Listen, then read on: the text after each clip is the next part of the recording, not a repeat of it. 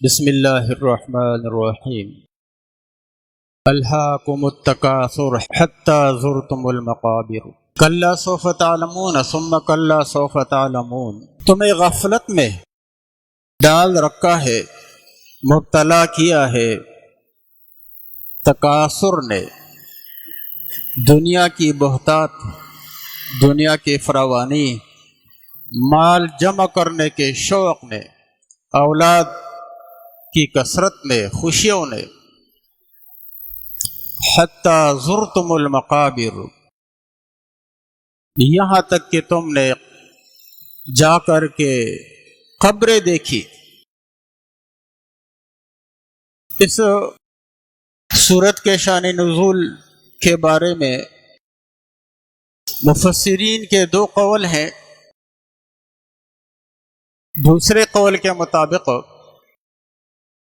اس کا مطلب یہ ہے، اللہ تبارک و تعالیٰ فرماتے ہیں انسان دنیا کمانے میں لگا رہتا ہے، ایک منزل پہ پہنچتا ہے تو پھر آگے ایک نیا ہدف رکھتا ہے، پھر اس ہدف پہ پہنچ جاتا ہے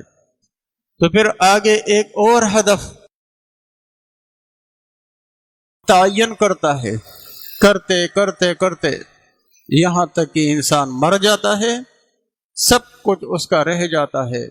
قرآن کریم میں جا بجا اور بار بار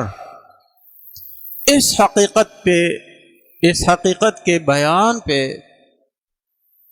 زور دیا گیا ہے کہ یہ دنیا فانی ہے اور یہ دنیا ایک خواب ہے، اور خواب بھی ایسا کہ خواب غفلت ہے۔ انسان کو اصل حقائق کا، اپنی زندگی کے مقصد کا، زندگی کی حقیقی ویژن کا، انسان کی زندگی کے نصب العین کا علم دو طریقوں سے ہو سکتا ہے۔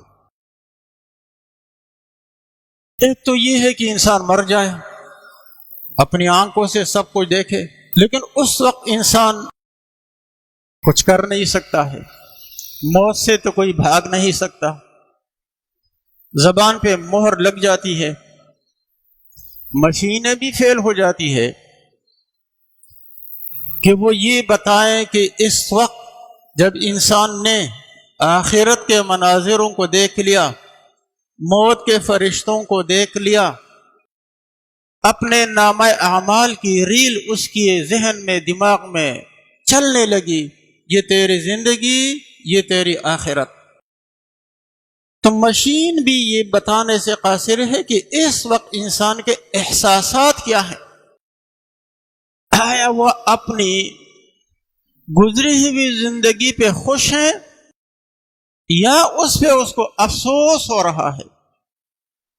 مشین تو یہ بتائے گی آکسیجن کی شرح کیا ہے، دل کی دھڑکن کیا ہے، بلڈ پریشر کتنا ہے،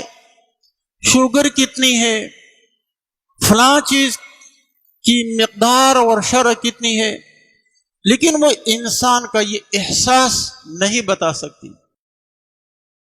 کیونکہ اس راز کو اللہ نے مخفی رکھا ہے۔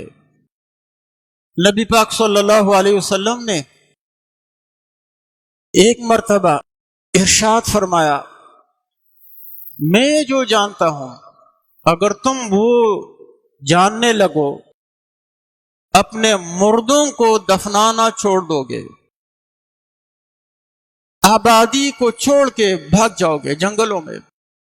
کہ یہ ہم کس مصیبت میں مبتلا ہے۔ مصیبت اس اعتبار سے ہے کہ جب ہم خواب غفلت میں سو رہے ہوتے ہیں اور پھر جب آنکھیں کھل جاتی ہے موت کے ساتھ، پھر پتہ چلتا ہے کہ ہم نعمت میں نہیں مبتلا تھے، ہم ایک غم میں، ایک مصیبت میں مبتلا تھے۔